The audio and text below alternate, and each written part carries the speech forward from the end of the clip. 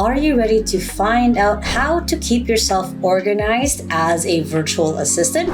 In this video, I'm going to dive through the best tips and the best ways that you can keep yourself essentially just knowing what the next step is and knowing how to find things, especially in the chaos of working with your client. Now, a natural thing that will happen, and you need to expect this, is that as a virtual assistant, there will be times where there's just too much information coming in from your client, or there's just too much information to organize in the first place. So the first thing that you do need to do is to figure out what your client's 20% is. And what I mean by this is, for your client, there are going to be the high value tasks that they're going to be doing or working on or focused on that they can know, basically. So for example, for me, my 20%, out of the 10 things that I'm doing per day, only 2 of them make the most money, and also where I come in as the creator of value, right? The first one is content like this. No one else can do this content like this because it's my, part of my branding, part of what I do as someone who is a business owner, as well as doing calls with clients. Those are my 2 main, basically, focus as an entrepreneur. So for my assistant, she knows that, she understands that, and all that she makes sure that I do is for me to focus on those 2 things. So before a sales call, she researches someone, she makes sure that after the sales call that their assets are basically sent to them. If a client wants to talk directly to me and basically not talk to the client success manager because they have one reason or the other, my assistant makes sure that my calendar is clear for that client. Same thing for my content. When I'm doing workshops, when I'm doing seminars, is my assistant, again, empowers me to just focus on my 20%. So that's why it's important that you know what's important to your client, so then anything else, your main focus as their assistant is to free them up to the point where they can focus on that 20%. Next is make sure that you create a home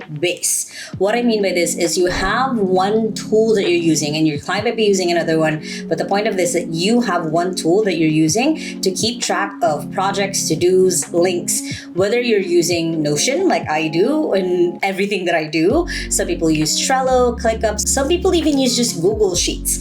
Anything that will keep you organized, that you don't have to hold anything in your head. There's a really brilliant book called Getting Things Done by David Allen, where he talks about your mind is not supposed to be storage, it's supposed to be for creating ideas. So you need to have a home base where you do have your notes, your to-do, your project list, the links to wherever everything else is, whatever that looks like for you and your client. The important part is you have your own organized system on how you do things and how you're able to find things. Next is create your routine. This is your daily, weekly, and monthly routine. What are the things that you need to do every single day? Check email, check calendar, triple check some files or things before you send it out. What are things you need to do weekly? Is it making sure bills are paid? Is it making sure that there's a social media post scheduled? And what are things that you need to do monthly? What are the reports that you need to generate? What are the things you want to make sure that the data is there if someone else is creating a report? Whatever that looks like, you want to make sure that you're keeping track of the things that need to do in kind of that recurring sequence. Is you're making sure that you are aware, like, hey, today's the 5th. This should happen in the business. So it's making sure that you're keeping in track of that. Next is you want to make sure that you label client files like a librarian. And I love this thought, basically. So you want to make sure that when you are putting anything into Google Drive, OneDrive, whatever it is that you and your client are using, it's important that you name these files accordingly to where they're supposed to be and what it pertains. So for example, for us, for contracts for clients, it has their client name, the contract, and when they signed. That way it's easy for us, without having to go into the contract, to know when it was signed, when it was submitted. Same thing goes for all of my YouTube videos, essentially the date that I recorded it, as well as the date that it's going to be published. So whatever that looks like, you need to create a really good filing system, and you can even just take a screenshot of the Google Drive or OneDrive of your client and send it over to ChatGPT and ask it to create the file management for you. That works too. So the important point here is that you label files easily, that even when you're not there, when you're on leave, when you are sick, because life happens, at least your client can find those files as well. Next is use one calendar. Now you can have different settings or privacy settings on your calendar. However, I recommend that for both your personal and work life, you can have them in one place. That way you're not overbooking yourself or your client. So on your client side, it's making sure that on their calendar, they have their workouts, when they're supposed to sleep, when they're supposed to eat, all that good stuff. And the same thing for you.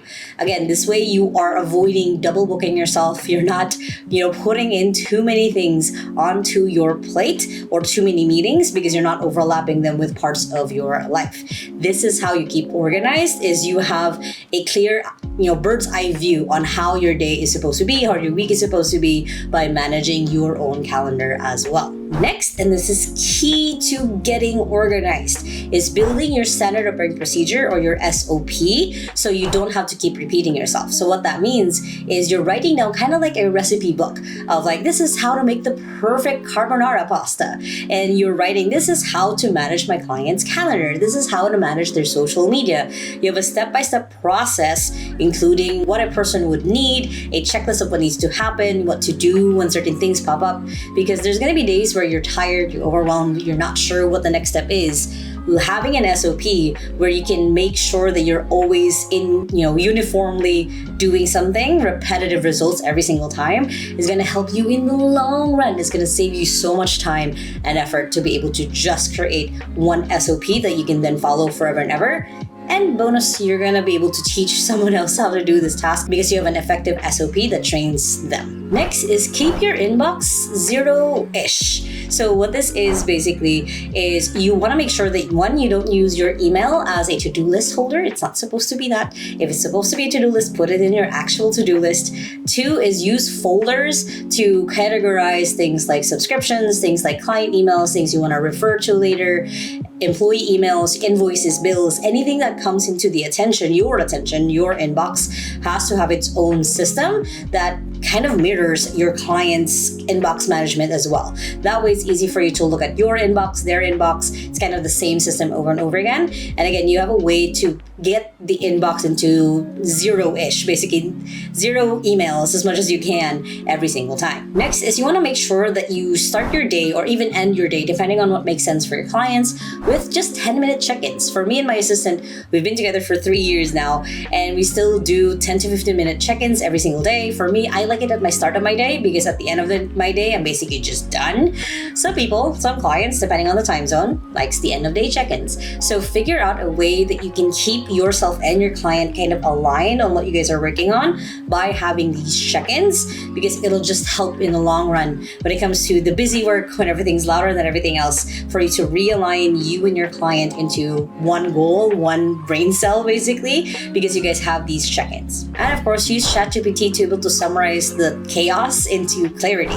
It could be you dumping essentially your whole day of notes and then asking ChatGPT to summarize that day so you can send an end of day report to your client. It could be you throwing in all of the meetings you've had in that day and asking ChatGPT to grab any to-dos from it, any action steps that you have to do, whatever that looks like for you. Please utilize AI. It's there for a reason. It's there as a tool for you. So make sure that you're tapping in and you're making sure that you're, again, utilizing this tool that's only been here a few years but has changed so many other people's lives.